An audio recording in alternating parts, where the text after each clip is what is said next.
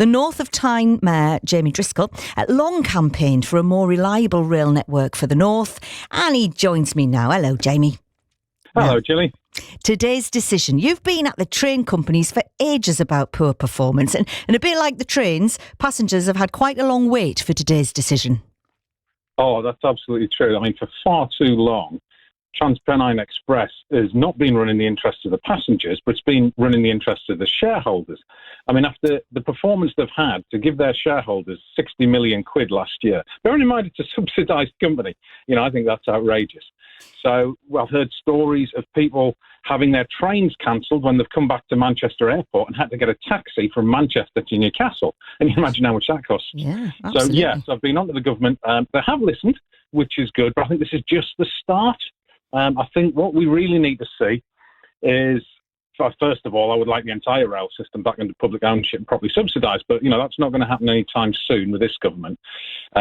So given how bad our transport system is in the North East, I went down to Treasury in February 2020, argued the case for us to get Transport Powers devolved, which is the basis of our new North East devolution deal that starts in May next year. And that will allow us to then integrate, so metro, bus, rail, so you can get a single ticket across the whole system. One of the things that people are most annoyed about is if a train's cancelled, they have to get off the platform for a connecting train and their ticket's not valid on another provider. I mean, that's just crazy.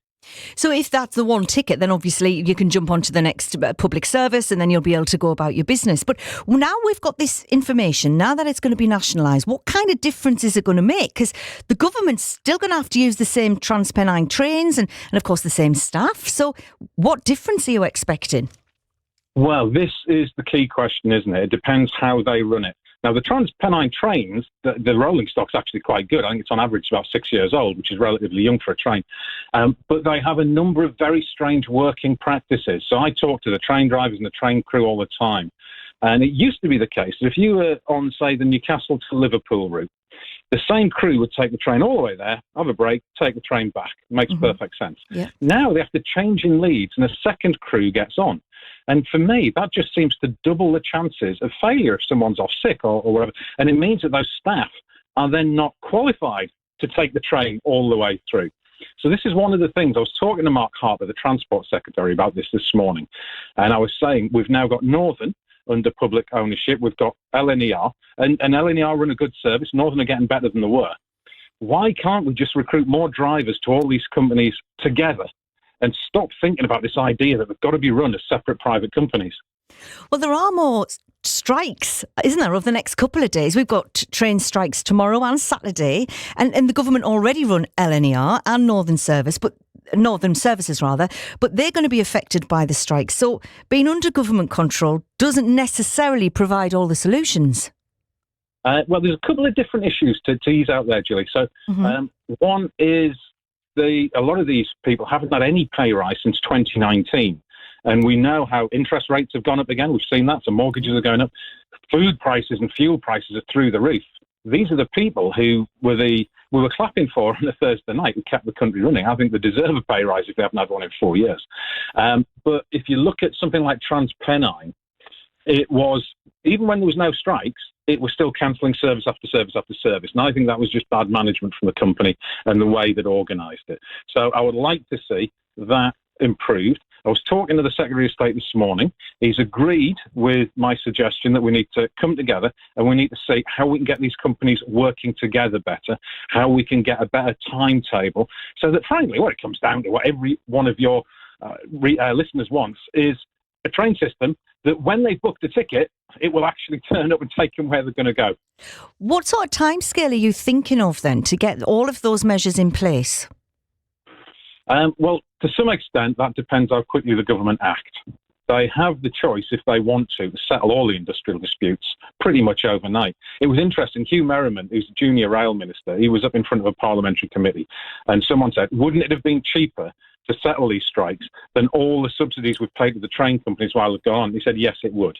So, I think it's a little bit ideological from the government. They could just solve this. It's a good opportunity to reset the industrial relations for a positive approach. So if the government do that, I would want us to see better results over the course of this summer. If they don't, if they insist on dragging this out, then you're right. If it's run by the government, but run badly by the government, then it's not going to see the results we want. And that's why I think the devolution of transport really matters. Get it all under the control of the North East. So our buses, our metro, and the heavy rail system, they all work as one, and you can get a single ticket, kind of an Oyster card for the North, a total transport network. That's what I want to start building. But we can't start building that till May next year when the powers come in. And also the costs. I mean, it costs a fortune. You know, if you're in the car, Jamie, and we're all being told, get out the car. But if you've got 4 people in the car, that's far cheaper to drive into Newcastle from Durham or whatever and park the car than it is to jump on the train. The cost is prohibitive for a lot of people. It is. And this is where, if you get a system where you've got a public transport account, and most people have smartphones, and if you don't have a smartphone, you can stick it on a debit card, where once you, for example, on the Tyne-and-Wear Metro, once you've spent a certain amount in the day, the rest of the day's travel is free. That system's there already. So if I'm from where I live, in and out of town several times, once I've been there and back once, it's free the rest of the day. I think that's the sort of thing we should be bringing in. I would love us to get to a position where under 18s can travel free. We'll have to do the sums on that. But getting more people out of cars, because, you know, we spend, I don't know if you know, but £3 billion a year in our region on private cars. There's a lot of people in a lot of debt to use their cars, and it's not as if fuel's cheap. But so it needs to be moving better, though. I mean, if you work shifts, if you're working shifts, you're on an early or late, you can't rely sometimes on getting home, or the bus might be late, or whatever it happens to be, or it doesn't run if you live in a more rural area. So this is a much bigger problem than just nationalise the railways. It absolutely is. It needs to be that total transport network that I was talking about. So at the moment, we've got 3 main bus companies here in the Northeast, and they are all private operators, and they run like any private company does. I'm not having a go at them for this, but they run to make a profit. They don't run in order to help the rest of society move. But it's quite obvious that something like transport is so essential that our society collapses if we have no transport system. That's why we even kept that running through the pandemic.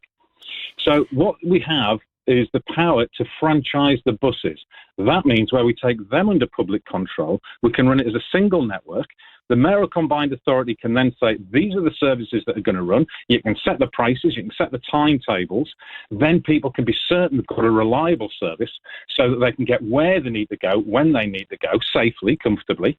And that's the system we need. If we do that, I think you're dead right, that'll be that tipping point where people will think, you know what, actually, I think I'd rather get the bus because I won't have to be sitting in the traffic stressing out. I won't have to look for a parking place. But that'll only happen when the bus and rail and metro system are integrated and so good that it's a better option than using your car. Well, it's great to speak to you, Jamie. Thank you very much, Jamie Driscoll, the North of Tyne Mayor.